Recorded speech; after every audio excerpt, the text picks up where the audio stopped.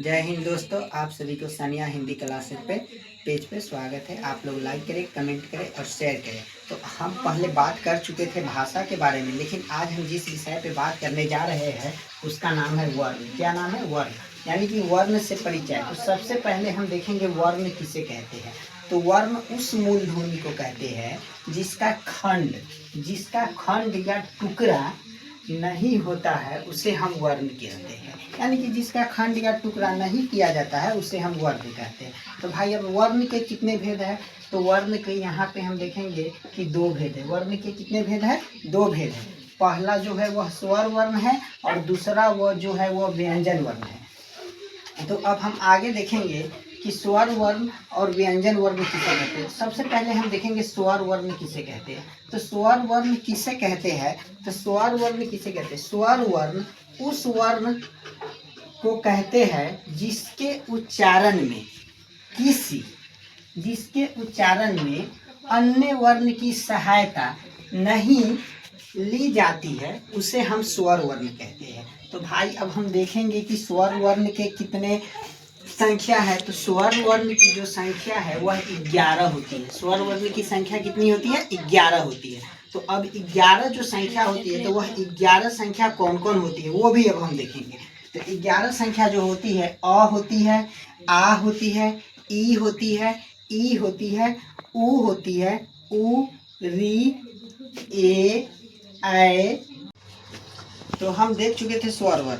अब हम देखेंगे, बारी आया व्यंजन वर्ण किसे कहते हैं। किसको? व्यंजन वर्ण किसे कहते हैं? व्यंजन वर्ण उस वर्ण को कहते हैं जिसके उच्चारण में स्वर वर्ण की सहायता ली जाती है, उसे हम व्यंजन वर्ण कहते हैं। तो अब देखेंगे व्यंजन वर्ण के कितनी संख्या होती है।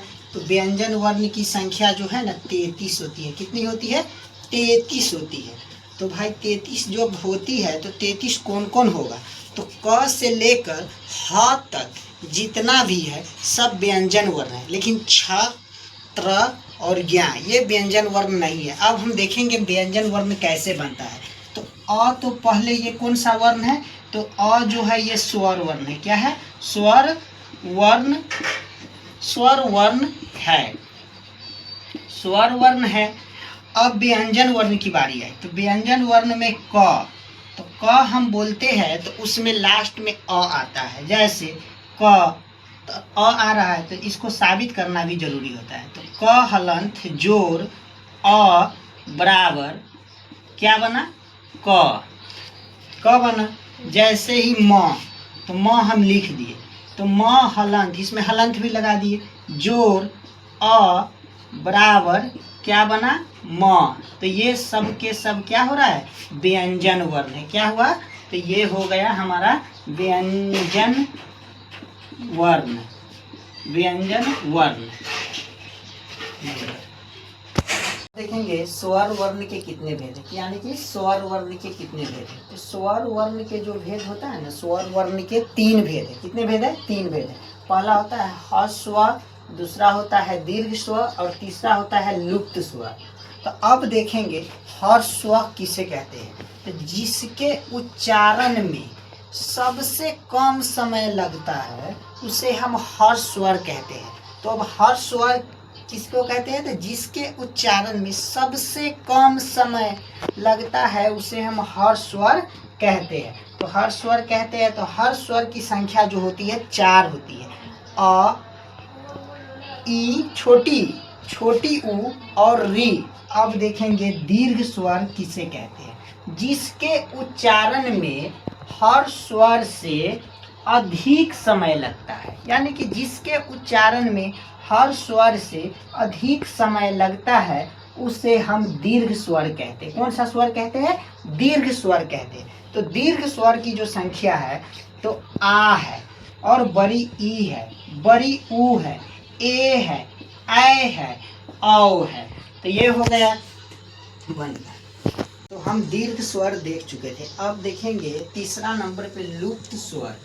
ऐसा स्वर जिसके उच्चारण में ह्रस्व और दीर्घ स्वर से अधिक समय लगता है उसे हम लुप्त स्वर कहते हैं। यानी कि ऐसा स्वर जिसके उच्चारण में हर स्वर और दीर्घ स्वर से अधिक समय लगता है, उसे हम लुप्त स्वर कहते हैं। तो उदाहरण देखेंगे, दूर से बुलाने पर, यानी कि दूर से बुलाने पर, तो उसको हम कहते हैं लुप्त स्वर के उदाहरण में, क्योंकि जिसमें हर स्वर और दीर्घ स्वर से अधिक समय लग रहा है, तो उसको हम कहते हैं लुप्त स्वर। कौन स्वर? लुप्त स्वर। तो हमारा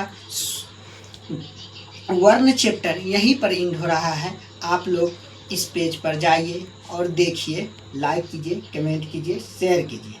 अब हम एक और बात बता देते हैं कि जब हम हिंदी पढ़ते हैं तो हम सबसे पहले भाषा जानते हैं, भाषा के बाद वर्ण जानते हैं, ऐसी क्रम से क्रम चलते रहते हैं।